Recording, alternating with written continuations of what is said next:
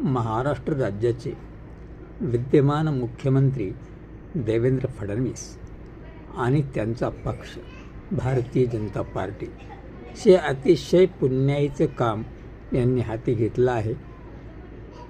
त्याचं असं की महाराष्ट्रात जेवढे कोणी खुनी, बलात्कारी, भ्रष्टाचारी, दरोडेखोर, महाराष्ट्र चोर किंवा महाराष्ट्रावर घातक हल्ले करणारे अशा सर्वांना, या भ्रष्टांना, या गुंडांना आपल्या पक्षात आणून त्यांना स्वच्छ करायचं मोहीम राबवत आहेत.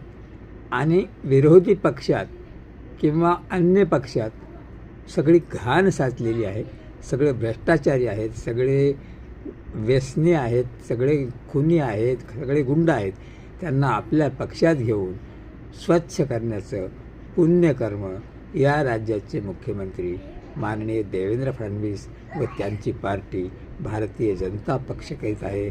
तेव्हा त्यांचं मनापासून स्वागत केलं पाहिजे. कारण जर अशीच मोहीम चालू राहिली तर महाराष्ट्रामध्ये एकही भ्रष्ट, लाचखोर, गुंड, खुनी, बलात्कारी नेता उरणार नाही.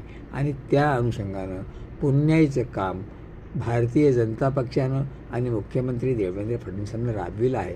कारण त्यांच्याकडं असं काही वॉशिंग पावडर आहे की ते आल्याच्या नंतर त्यामधून ते स्वच्छ होतात आणि हिंदुत्वाचा आवाज बुलंद करायला लागतात.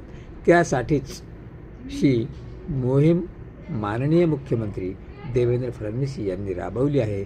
त्यासाठी मुख्यमंत्री देवेंद्र फडणवीसांचे शतशः आभार.